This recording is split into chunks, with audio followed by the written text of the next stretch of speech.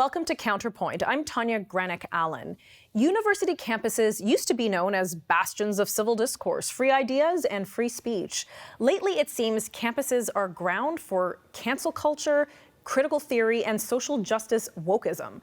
I was a university student about 20 years ago. I remember when things were becoming politically correct, but we didn't use trigger warnings, there were no snowflakes, and the only safe space on campus seemed to be the pub where you could escape your worries. Now it seems political correctness has taken over. Just take a look at Queen's University in Kingston, Ontario. Just recently, its law school decided to remove Sir John A. Macdonald's name from its building after critics suggested that he permitted racist and anti-Indigenous policies. Was he a terrible man? Sir John A. Macdonald was, after all, Canada's first Prime Minister. Did his statue deserve to be toppled in Montreal this summer? Is this cancel culture run amok? How does canceling our nation's history and silencing debate on campus help advance democracy? Does democracy even matter on university campuses any longer? And perhaps most importantly, what role does critical theory have in all of this? Well, joining me now to help us better understand what is happening in society and on campus is Bruce Pardy, professor at Queen's University Faculty of Law. Bruce, thank you so much for joining me.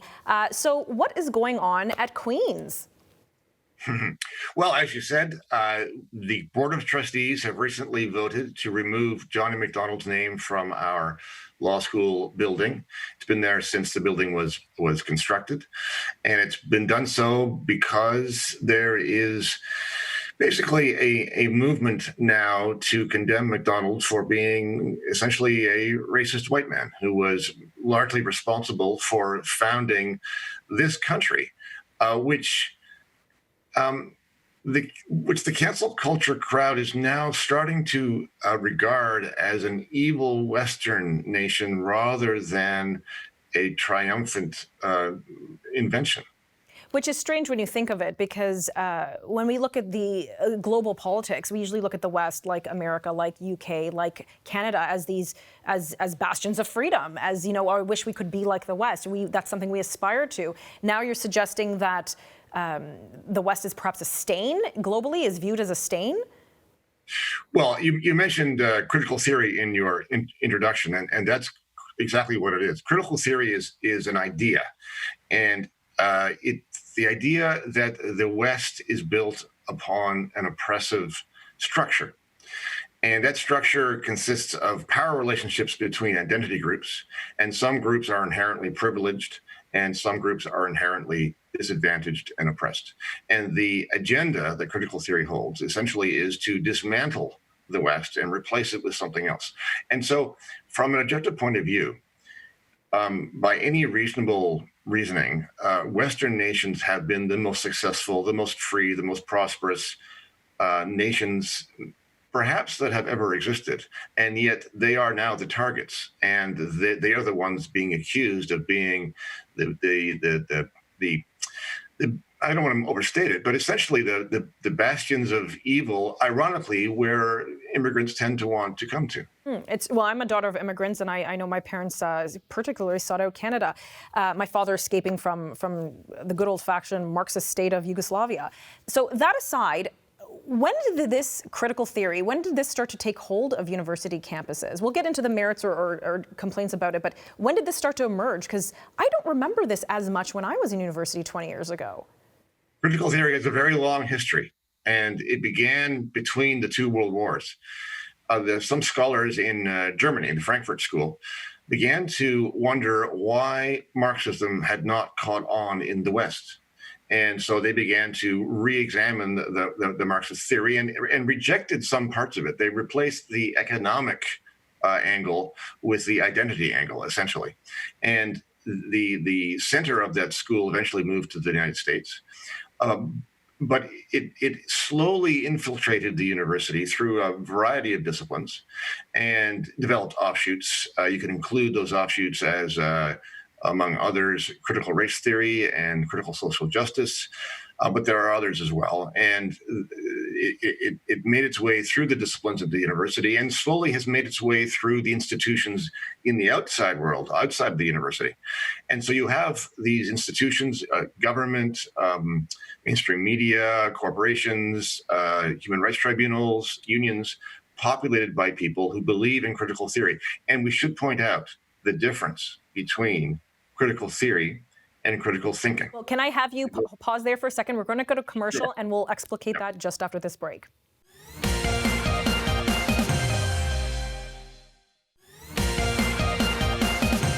Bruce, just before we went to commercial, you were just about to explain to us the difference between critical thinking and critical theory. And I think that's an important distinction to make, especially for our viewers who may not be familiar with these terms. Right. So people hear the term critical theory and they think, oh, they must mean critical thinking, but actually nothing could be further from the truth. Critical theory is a program, an agenda, and that agenda is based on certain premises. And those premises include the idea that Western civilization is inherently evil because it's based upon power relationships that are oppressive. That does not allow for critical thinking about those premises. If you want to examine those premises, you are basically offending critical theory, and that's not part of the program. It's called a theory, but it's much less of a theory than it is, as I say, a doctrine, which is really an agenda, an anti-Western agenda, which is why all the complaints are about countries of the West. So, you know, as, again, a daughter of immigrants, my father leaving behind a communist upbringing under Yugoslavia, it was terrible. So for me, I have an accelerated sensitivity of it. Why should Canadians care about this? I know why I care. Why do you think Canadians should, why does this matter? Well, one way to think about this is as a continuation of a Cold War. Now, we think we won the Cold War. And if you think of the Cold War as mainly a contest between the United States and the Soviet Union, then the U.S. did win the war because the Soviet Union collapsed. Mm-hmm. But it's really as much a contest between two warring ideologies, sort of a liberal capitalism and communism. And that war is still going on, except that it's going on inside the Western countries now. The enemy is us. People inside our own societies are the ones who are adopting, maybe not outright communism in the Soviet sense, mm-hmm.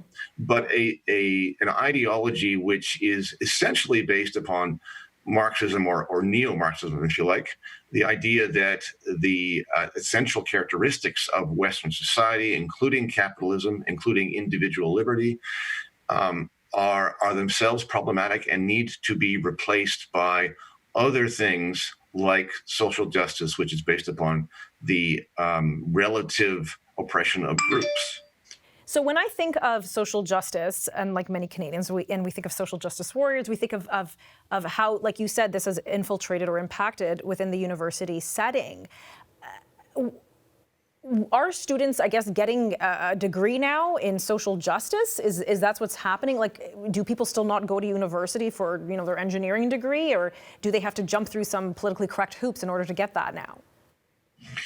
Well, no, certainly there are degrees in various things, and engineering is probably still one of the ones that is, I wouldn't say immune, but relatively untouched so far. But make no mistake, critical theory and its offshoots are making inroads in the STEM subjects as well. Now, how pure a critical theory degree you're getting depends upon what program you're enrolled in. But these ideas are touching everything and everywhere. And even those people who don't think they've signed on literally to this list of ideas often have unknowingly adopted some of them, internalized them, and think and operate in accordance with them. So if one is, for example, in favor of the basic ideas about social justice, then the chances are they've been influenced by critical theory, even though they wouldn't say it that way. Right, that's a good point. I think, I have children, some are, approaching teenager years, and I'm thinking, would I still want to send them to university? I don't want to have my child return home for Thanksgiving break, preaching to me all sorts of leftist dogma, if you will, that I might disagree with. Although, again, free speech at my dinner table. Is there still merit on campus? Are we still able to engage in this discourse, or am I just sending my child to be brainwashed?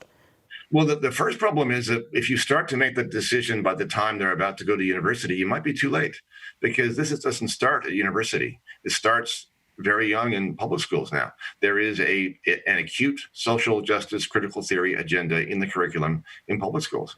For those in public education, the teachers are graduates from Teachers College, which are in the university setting, within the college setting. So perhaps this is all they know, and now they're passing it on to the younger generation. Yes, in many cases that's true. Now, I should be clear. This does not describe every single person in our elementary schools or in our universities. There are lots of individuals who do not proceed in this way and don't think in this manner. But as a population and as an institution, both of these institutions, elementary schools and universities, are essentially taken up by the ideas of social justice and critical theory. And we're going to revisit this right when we pause for this break, and we'll be right back.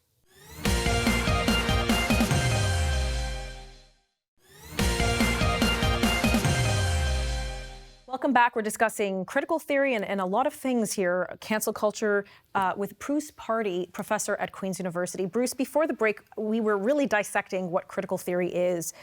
I think something that I know I would like to know, and I'm sure our viewers do, is, again, what exactly is the motivation behind critical theory? It depends who you're talking to.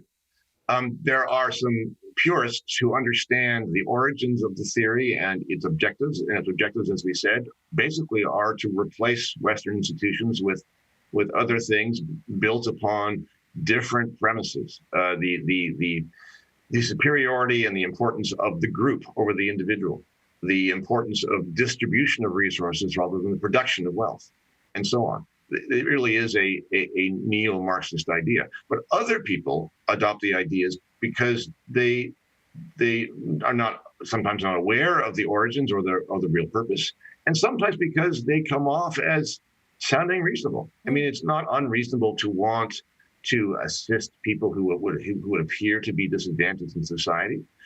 Social justice is full of ideas that on paper sound great. I mean, who would argue against the idea of equality and diversity and inclusion? Nobody would, unless they understood really what those words mean in a social justice context. So let's take the word equality, for example. Right. When you say the word equality in social justice terms, they do not mean the equality that we would regard as the meaning of the term in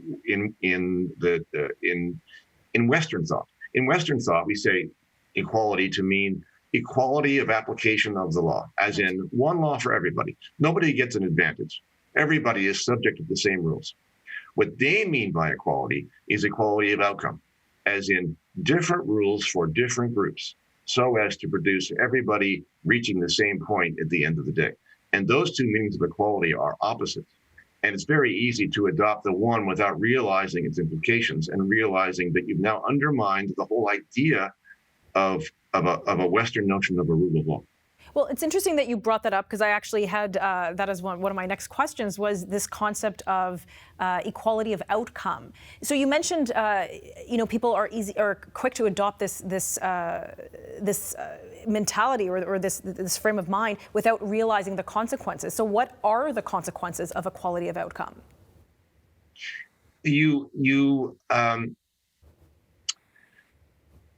It requires identifying everybody as a member of a group instead of as an individual.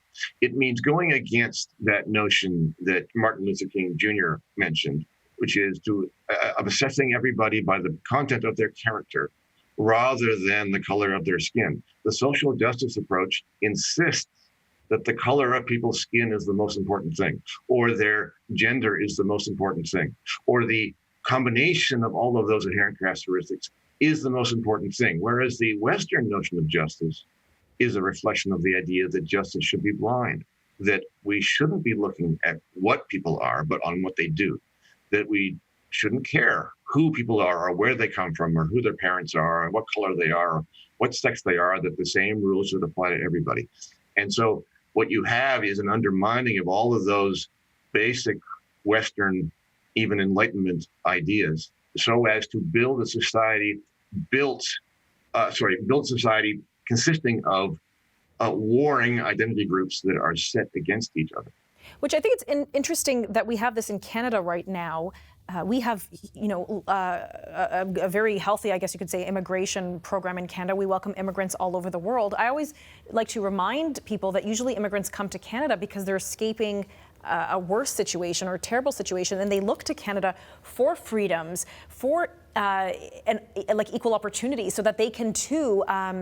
Or so that they can, like you said, equal application of the law, that they can access things where maybe back home it was a lot of identity politics. So are they getting a rude awakening when they get off the plane to Canada and find out maybe things have changed?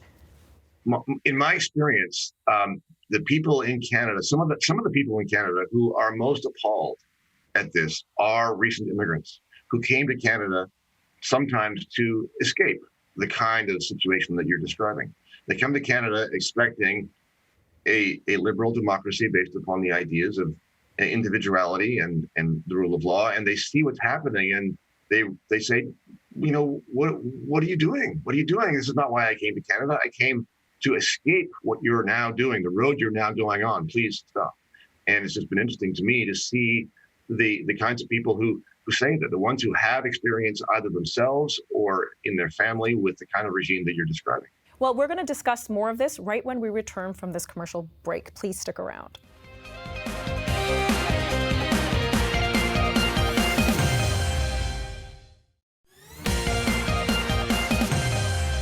Welcome back. We're joined by Professor Bruce Pardy from Queen's University Faculty of Law. Bruce, you and I have had a very interesting discussion for the last several minutes on critical theory, equality of outcome versus equality of opportunity, and what's going on our university campuses. You've been so concerned about the evolution or revolution, shall we say, that you wrote and penned an excellent op-ed that caught my attention and the attention of many Canadians. Do you want to explain what your impetus was for that? Sure. This was the cancellation of Johnny MacDonald. His name on our building has now been removed by the Board of Trustees at the university, and we held a vote at the law school about the issue, and it was overwhelmingly approved of, 29-3 with 5 abstentions. And it basically prompted me to suggest that this cultural revolution that we are undergoing in Canada is basically symbolically finished at the universities. You can just look at it in the vote, 29-3. There's an overwhelming support for the idea that a guy like Johnny MacDonald should be canceled because of the awful things that he is accused of doing, even though in my view, the historical record does not really show that. My theory is that it has much less to do with MacDonald the man than what he has come to represent, which is this nation of Canada, which is based upon Western Enlightenment ideas. Well, I think you mentioned earlier that there are some people with good intention who really speak out on the concerns they have, and some are concerned, say, with past actions or inaction for Sir John A. Macdonald. What channel or how would you suggest that people's with legitimate concerns of how society is operating, how they can bring forth their issues and have them remedied? Well, I think we have a pretty good system if those principles that are upon which the system is built are honored instead of broken. So if we have the idea, for example, that the same rules should apply to everybody, then we make a mistake when that's not the case. And when that's not the case, we have potentially problems like racism or sexism or as the case may be. And those errors do happen on occasion. And when they do happen, people point and say, look, that doesn't work. And that's quite right. When we have those problems, the system's not working. But the solution is not to take down the system built upon those ideas. It's to make sure that the system is recognizing and applying those ideas so that you have the ability to say, I'm an individual. I get the same rules applied to me as everybody else. And whatever I manage to do with them is my business and nobody else's. And I'm not going to be evaluated on the basis of my sex, gender, race, lineage, and so on. I am who I am, and you should take me as such. So when going back to your op-ed, when you're suggesting that this revolution is now complete, you referenced the vote at your law faculty to remove Sir John A. Macdonald's name from 29-3, only 3 dissenting. I assume yours was one of those votes. Correct. Yeah. is there any going back? If we can we ever turn the ship around, or for lack of a better phrase, has this ship sailed? That is the question, Tanya. It's a very good question. I don't know. I would like to think there are always things that can be done, but we're pretty far along the road now, especially at the universities. Whether or not we can turn around and go back the other way, I really don't know. I'd like to hear a plan. I don't have one myself, but hope springs eternal. Bruce, what is your advice for Canadians, for us lay people like myself, who are concerned with what's happening? What can we do to help reverse this tide, if at all? I think the very most important thing to do, and one thing that I tell students to do when I encounter them, is to think for yourself and to say what you think and to not be afraid. There's an awful lot of propaganda out there. There's a lot of peer pressure. There's a lot of mobbing. There's a lot of social stigma in thinking and saying the wrong thing. But in order for there to be any realistic hope of reversing this trend, people have to have the courage to think and speak for themselves, to not be afraid of the mob, to carry on and be who they are, and to say what they think is true. Professor Pardee, thank you so much for those wise words. My pleasure, Tanya. Thanks for having me. Well, that was a fascinating yet deeply concerning discussion we just had with Professor Bruce Pardy. What's happening on university campuses is definitely of concern to me and should be concern to you. I question about where we're headed as a country. Are we prepared to gamble with our democracy? For Counterpoint, I'm Tanya Granick-Allen.